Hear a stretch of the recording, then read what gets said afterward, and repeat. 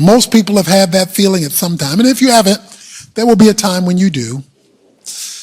When you feel like God is doing a number on you. You either feel it because it can only be explained by God, or you feel it because God could have stopped it and he didn't. He could have changed it and he didn't. He could have made it better and he didn't. And you become disappointed with God and you feel like he's just killing you. Meaning you just want to die. You're just dying. Either literally or emotionally, or you're just dying. God, why are you killing me? In the last 24 hours, I've talked to 5 people, 5 different individuals who are dying. That is, who felt like they were unraveling, either emotionally or circumstantially or career-wise, or they were hurting. And God was nowhere to be found. In fact, sometimes it looks like God is toying with you. Because sometimes it looks like it's getting better, then it gets worse. It looks like it's getting better, then it gets worse. Then finally it looks like he answered your prayer, and they ain't not answering your prayer. You feel like he's killing you. Because I'm praying to you and it's not getting better. You tell me you love me. I don't feel like you love me. You tell me you're going to be with me. I can't see you. And it's getting worse. And I'm dying. Why is God killing me?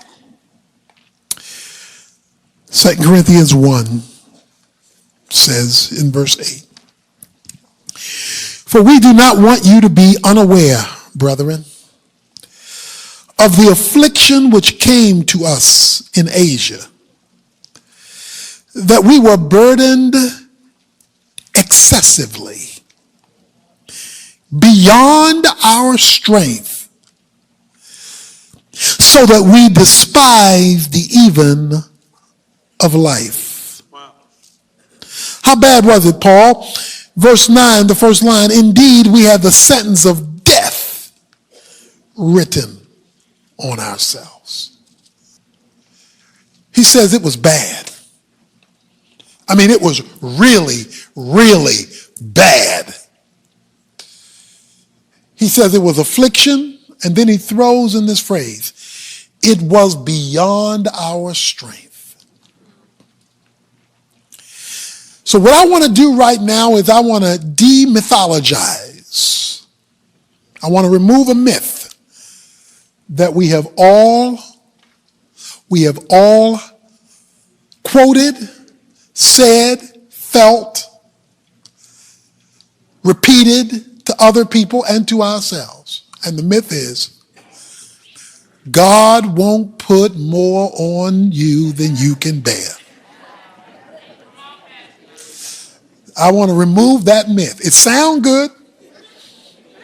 Sound like something God would say. Sounds like it works. That God won't put more on us than we can bear. Not true. Paul says it was beyond our strength. In other words, it was beyond our capacity to bear it. We couldn't take any more. I can't take this.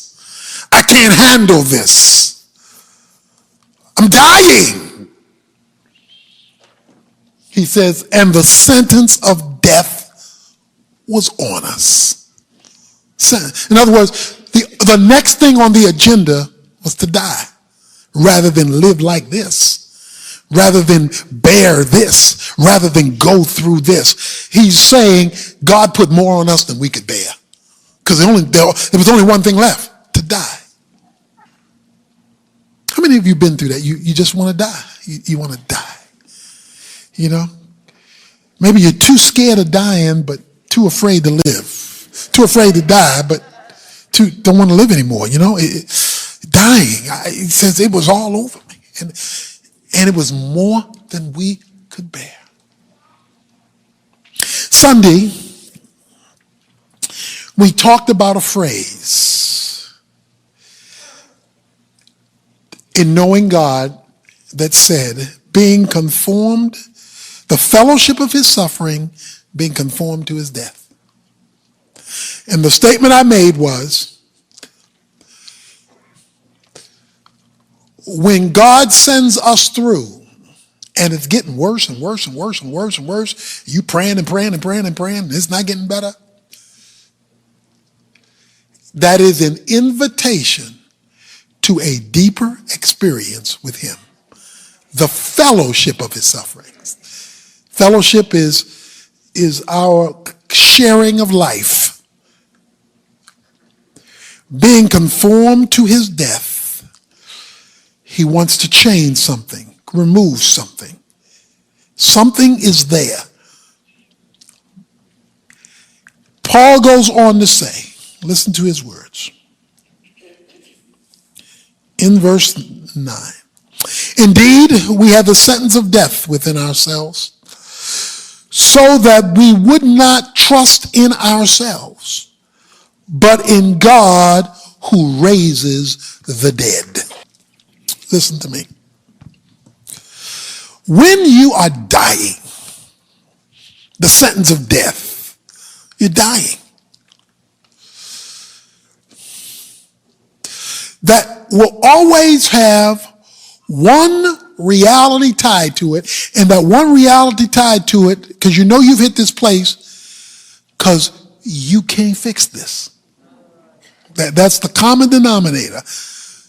The reason that you want to give up is there is no fixing in sight.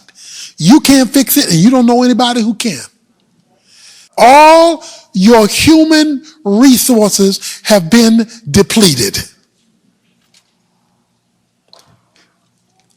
Why did he do that to you, Paul? He says, so that we would not trust in ourselves. God allows us to get to the point where if this is ever going to be fixed, he is the only one who can do it. Paul said the reason God put me here was to change my focus of trust.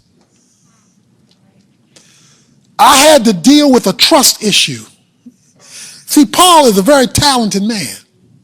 Paul isn't kind of some get-by guy. Paul is very talented. His resume reads to the top of the list. Paul could do it all. So to take Paul deeper in faith, he had to put him in a situation he could not fix, that his resume could not handle, that his abilities could not change, so that he would learn to trust God. So to force him to a deeper faith level, he put him in a situation he couldn't handle, beyond his strength. He couldn't deal with it, because he was driving him to a deeper level of experience with him. The word we use for this is brokenness. Brokenness is simply when God strips us of our self-sufficiency. When God removes our tendency to depend upon ourselves. The problem is not using our abilities or using our gifts or using our talents or using our contacts. God puts those things there for us to utilize in his purposes. But when he sees that we have relied on those, we trust in the horses the Old Testament talks about, and the bows and the arrows. We don't just use them. We bank on them. So that Even if we don't pray, we know we got this ace in the hole. Even if we don't look to God, we know we got this thing over here we can go to in case God don't work. If God is trying to take us to this deeper experience, then he literally puts you in an I can't situation. I can't handle it. I can't take it. I'm going to crack under this. But in God who raises the dead, God who raises the dead. It takes an awful lot of power to raise something dead. You got to have a little something, so you got to have some juice to raise the dead, okay? One thing you know, if something was dead that got up, whatever got it up got a little something going on. Because it takes some juice to raise the dead. One of our problems with God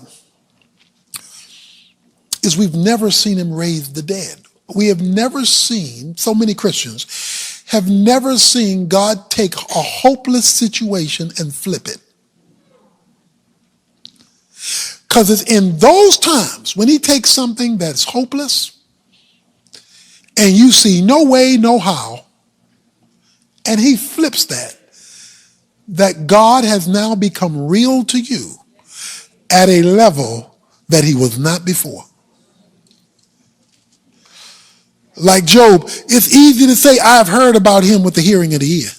That's easy. You can do that every Sunday, every Wednesday. Hear about him with the hearing of the ear. But it's a whole nother thing to say, I have seen him with my own eyes. That's a whole different paradigm when the understanding of the reality of God has now burst on the scene because you watched the resurrection. That's why God let Lazarus die.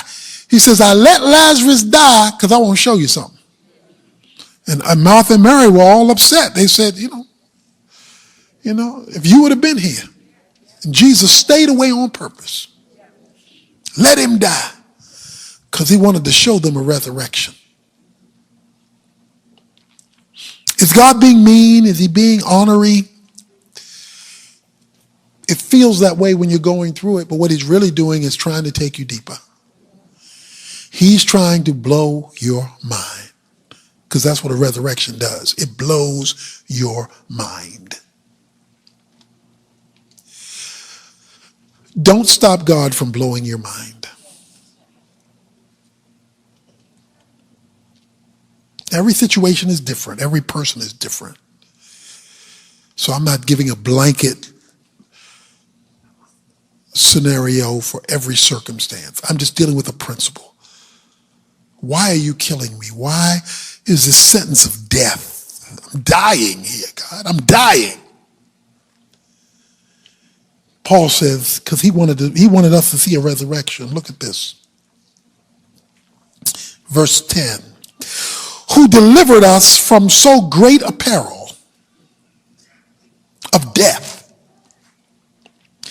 and will deliver us. He on whom we have set our hope, and he will deliver us. Do you see that? 3 times in that verse. He says, I am delivered, I will be delivered, and I will be delivered. I don't know what grave you're in. And some of us aren't 6 feet under, we 16 feet under. You know, it's just getting a deeper hole. The hole is getting deeper. And you have done everything you know to do. It's one thing if you haven't done what you're supposed to do, what God tells you to do, but you've done that. In fact, you're tired of doing that. And sometimes you feel like you could just get away from God. Just leave me alone. Okay? And you might as well tell God you feel that because you know you're thinking it. It's amazing to me how people won't be honest with God, like God won't know if you don't say it. He know you're mad at him. He know you feel like he's taking too long. He know he feels like you've forgotten him and you done moved on to somebody else trying to sing Kumbaya, my Lord.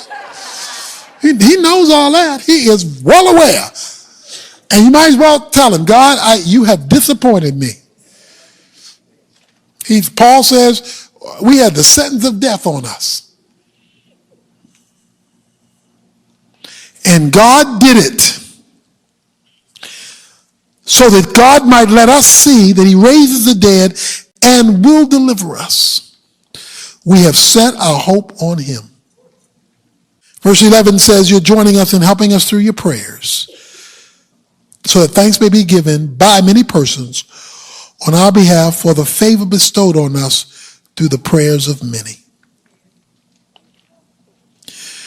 Don't be ashamed to pray and to call for prayer when you're in your cemetery. There's some people here tonight who are in a cemetery and you're just looking for your headstone. You're looking for where they've dug the hole. You don't even need a casket. You're just ready to fall in there because you're tired. I didn't know we would begin our service the way we did tonight, but I think if Paul was here, he would tell you, when I was going through that time, my story wasn't over. Because I was ready. I thought death was the next thing. But that wasn't the end of my story. God delivered. There was some more chapters to be written. Don't give up on God. I know you want to sometimes. And there are very few people who don't go through this valley. There's not too many people who don't go through this valley where it looks like God is gone. Job said, I looked north and couldn't find you. He said, I looked south and couldn't find you. I looked east and couldn't find you. I looked west and could not find you. But then Job went on to say, but when you're finished with me, I will come forth as pure gold. So I want you to tell God in your time with him this week how you feel. I want you to be raw. If you're in this situation, this is not a time for theological platitudes where you don't even know what you're saying. Because you speak it in, this highfalutin language. No, this is time to get raw. Then God, you killing me. One of the 5 told me yesterday, they said, if this is God trying to teach me or break me, if this is God, he's killing me.